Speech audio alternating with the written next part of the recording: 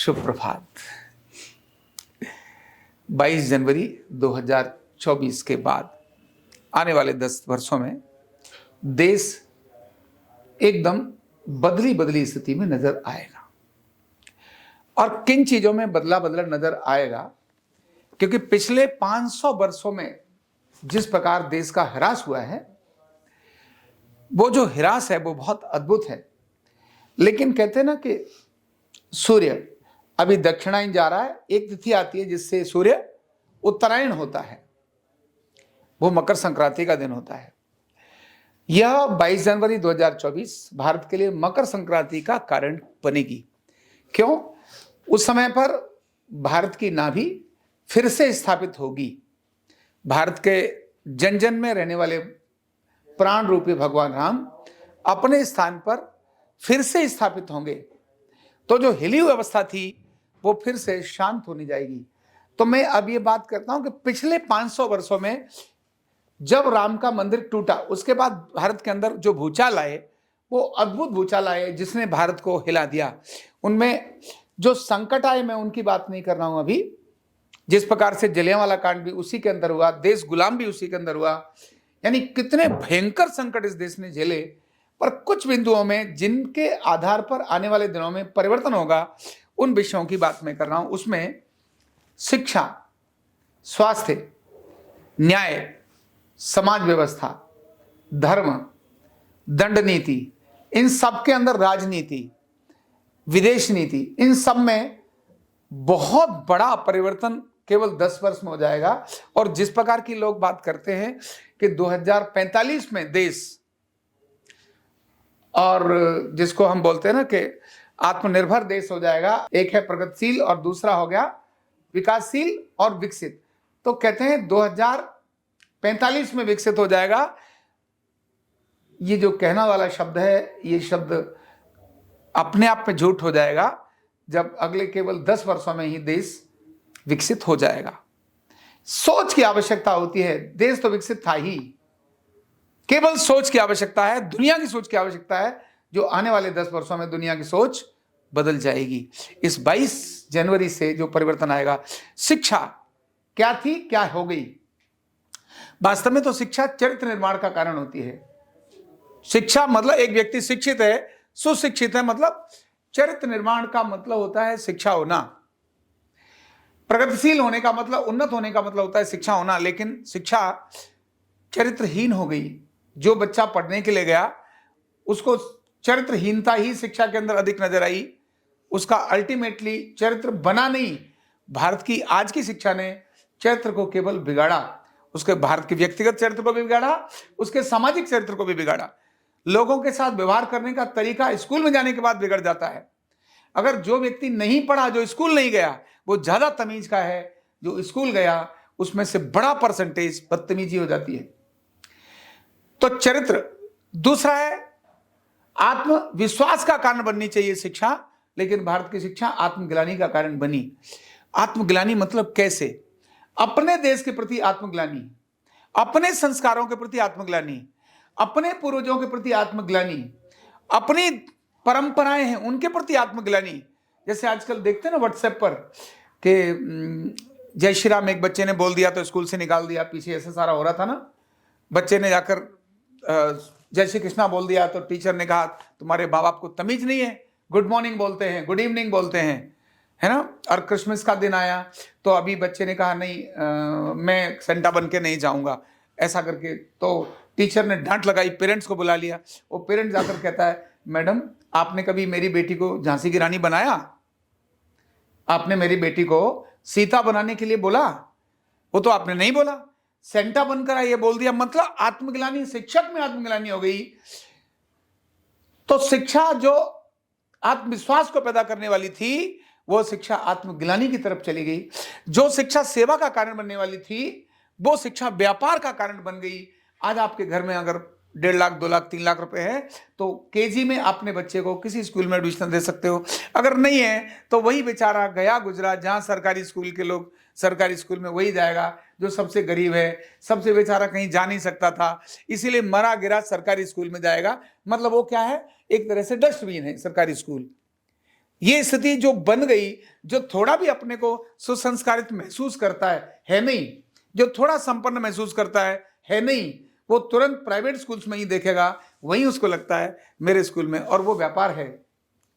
वो शिक्षा का केंद्र नहीं है, शिक्षा का मंदिर नहीं है, वो विद्यालय व्यापार है। जब एक बालक पढ़ते पढ़ते ही उसका खर्चा 1 करोड़ रुपए आ जाएगा, तो क्या लगता है वह सेवा करेगा? नहीं कर सकता। वो सेवा की जगह पर लूट करेगा। जब मेडिकल की पढ़ाई करने वाला बालक, जब भी मैं स्वास्थ्य की बात ही नहीं की, स्वास्थ्य पर तो मैं आऊंगा, लेकिन शिक्षा की बात कर रहा हूं। जो मेडिकल की शिक्षा लेने के लिए बालक 1 करोड़ रुपए खर्च करने के लिए गया है, एमबीबीएस कर रहा है, क्या वो बालक से आप अपेक्षा कर सकते हैं कि वो गरीबों की सेवा करे, गांव में जाकर सेवा करे? नहीं कर सकता, क्योंकि पहले उसको 1 करोड़ रुपए निकालकर अपने बाप को, माँ बाप को देना, उसका कर्जा उतारना है। ऐसे में वो बालक केवल सेवा करके ठीक नहीं करेगा, वो बालक केवल सामने वाले के जबरदस्ती ऑपरेशन करेगा, जबरदस्ती ट्रांसप्लांट करेगा। तो शिक्षा जिस दिशा में जानी चाहिए थी, वो तन और मन के पूर्ण विकास की तरफ जानी चाहिए थी, वो शिक्षा तन और मन के पूर्ण विकास की तरफ नहीं गई। वह तन और मन में विकृति पैदा करने का कारण बनी। विद्यालय में जाने वाले बालक का डिप्रेशन का परसेंटेज कितना है, अगर पैरामीटर देखें, बहुत बड़ी तादाद में डिप्रेशन है विद्यार्थियों के अंदर। क्यों? शिक्षा प्रेशर का कारण बन गई है, आत्म आनंद का कारण नहीं है। आज माँ बाप भी प्रेशर में और डिप्रेशन में है, क्योंकि बच्चे के नंबर अगर कम आए तो माँ बाप अपने पड़ोस वालों को क्या बोलेंगे, इस कारण से माँ बाप भी डिप्रेशन में है। केवल अकेली शिक्षा, अभी तो मैंने केवल शिक्षा की बात की है। शिक्षा का हाल क्या है? टीचर्स का हाल क्या है?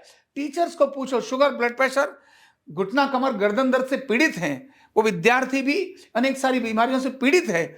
ऐसी शिक्षा जो तन और मन के पूर्ण विकास का कारण बनती थी, जो कंप्लीट डेवलपमेंट का कारण बनती थी, वो शिक्षा बीमारी का कारण बन गई, आत्मग्लानि का कारण बन गई, चरित्रहीनता का कारण बन गई। वो शिक्षा किधर जानी चाहिए थी और किधर चली गई? एक अकेला शिक्षा का मैंने विषय लिया। अभी तो स्वास्थ्य की बात करूं तो बात ही अलग है। स्वास्थ्य कितना ज्यादा दूर चला गया। आज गोली नजर नहीं आती, इसका मतलब स्वास्थ्य नहीं है। भारत में आज भी इतना गरीबी से नीचे लोग जीने वाले हैं, वो भी गरीब गोली और उसकी तरफ देखते हैं, कहीं गोली मिल जाए, कहीं कोई इंजेक्शन मिल जाए, कोई डॉक्टर मिल जाए। आत्मनिर्भर जो देश अपने स्वास्थ्य के प्रति था, जो दुनिया के स्वास्थ्य का, आरोग्य का कारण बनता था, जिसका स्लोगन ही था समदोष समग्निश समधातु मलक्रिय प्रसन्न आत्मेंद्रिय मन स्वास्थ्य इति विधीयते, जिसकी कल्पना ही ये थी, स्वास्थ्य, कंप्लीट स्वास्थ्य, यानी स्वस्थ रहना जिसका प्रथम अधिकार है, जन्मसिद्ध अधिकार है, स्वस्थ रहना और स्वस्थ रखना जिसका अधिकार है, वो स्वास्थ्य नीति, हमारे देश का स्वास्थ्य, जो हमारी स्वास्थ्य प्रक्रिया है, प्रणाली है, वो बीमारी लाने का कारण बन गई। आज स्कूल में आज अगर हॉस्पिटल में जाओ, स्वस्थ व्यक्ति भी हॉस्पिटल में जाए तो बीमार होकर आने की स्थिति में बनता है। इतना भयंकर एक स्वास्थ्य केंद्र है, आरोग्य का केंद्र है, वहां जाकर तो आनंद आना चाहिए। चलो भाई छुट्टी का दिन है, चलो आरोग्य केंद्र चलते हैं। वो आरोग्य केंद्र न जाकर आज हॉस्पिटल कितने बड़े संकट का कारण बन गया। बस न केवल बीमारी देने का कारण बन गया, इवन बहुत बड़े व्यापार का कारण बन गया। आज नापा जाता है कि आपके हॉस्पिटल का टोटल टर्नओवर कितना, आपने कितने ट्रांसप्लांट करने जरूरी है, बंदा ठीक हो ना हो, ट्रांसप्लांट कितने करने हैं, मुझे ये चाहिए, है ना।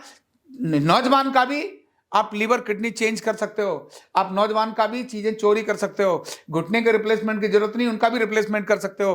कंपनियां ड्राइव करती हैं हॉस्पिटल्स को, डॉक्टर्स को। जब व्यापार ड्राइवन करेगा आरोग्य को, तो वो आरोग्य करने वाला व्यक्ति, जो कहते हैं ना वैद्य क्या होता है, भगवान का स्वरूप होता है, लेकिन अभी वैद्य क्या होता है, वो लगता है ये काल है। किनके? जो उठाने वाले होते हैं, क्या बोलते हैं उनको, यमदूत। तो चिकित्सक ये यमदूत का भाई हो गया, सहोदरा, यमदूता सहोदरा, यमदूत के सहोदर मतलब भाई हो गया है एक चिकित्सक। स्वास्थ्य नीति तो ऐसी नहीं हो सकती भारत की। तो राम ने जो स्वास्थ्य नीति दी थी, जो राम ने शिक्षा नीति की थी, गुरु से पहले जगतपते जागे राम सुजान, गुरु से पहले जगे, गुरु के चरणों को दबाया, सेवा की, आश्रम की सेवा की, दूसरों के घर घर जाकर के भिक्षा मांग करके ये देखा समाज में किस प्रकार के लोग हैं। जहां नीच और ऊंच का भेद खत्म हो गया, जहां गरीबी और अमीरी का भेद खत्म हो गया, वो जो शिक्षा नीति भारत की थी, जहां भारत के संपूर्ण डेवलपमेंट की बात विद्यालय के अंदर बताई जाती थी, ध्यान है, योग है, शस्त्र अस्त्र है, न्याय है, जहां पर अर्थ जगत कैसा हो, चाणक्य का अर्थ जगत हम सब लोग सुनते हैं, लेकिन चाणक्य भी उस समय पर हुए हैं जब उन्होंने अब नई चीजों को डेवलप किया है। तो भारत का जो तंत्र था वो डिफरेंट था। अभी सिर्फ शिक्षा और स्वास्थ्य की बात की है, ये भी बहुत अधूरी बात की है, भटकती हुई बात की है।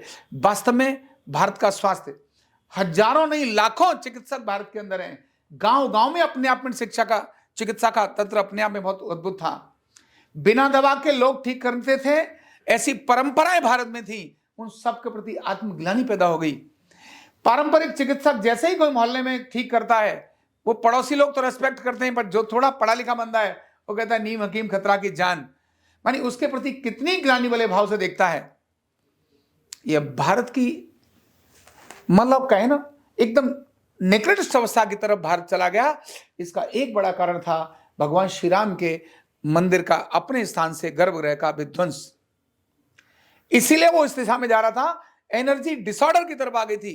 यानी आज की चिकित्सा डिसऑर्डर और डिजीज खोजने वाली है, ऑर्डर और ईज खोजने वाली नहीं है। वो केवल बीमारियां खोजती है, वो स्वास्थ्य नहीं खोजती, आरोग्य नहीं खोजती। इसीलिए जितनी दवाइयां दो उतने ही रोग पैदा करती है। ऐसी भयंकर चिकित्सा, ऐसी भयंकर शिक्षा इस देश की अब इस 22 जनवरी के बाद प्रक्रिया में बदल आएगा। और जब चिकित्सा और शिक्षा में बदल आएगा, इसमें कोई संदेह नहीं है कि दुनिया के आरोग्य में और दुनिया के शिक्षा में और दुनिया की अर्थव्यवस्था में बहुत बड़ा बदल आएगा। यही भारत है जो इसके अपने संस्कार हैं, उनके प्रति आत्मविश्वास, उनके प्रति गौरव करना, ये जो भारत से खत्म हो गया था, ये 22 जनवरी 2024 भारत के आत्मविश्वास के स्थापना का दिवस है। यह भगवान श्री राम की प्राण प्रतिष्ठा का केवल दिवस नहीं है, भारत के आत्मविश्वास की प्राण प्रतिष्ठा का दिवस है। इसलिए कल मैं बताऊंगा कि कल कौन सी चीजें ऐसी हैं जिनको हम 22 जनवरी को अगर उन पैरामीटर्स को देखेंगे, 22 जनवरी को होने वाली एनर्जी को अगर देश की चेक करेंगे तो अद्भुत अद्भुत एनर्जी उस दिन नजर आएगी। और उस दिन के बाद देश डिफरेंट दिशा में बहुत तीव्र गति से, बहुत द्रुत गति से बदलता हुआ नजर आएगा।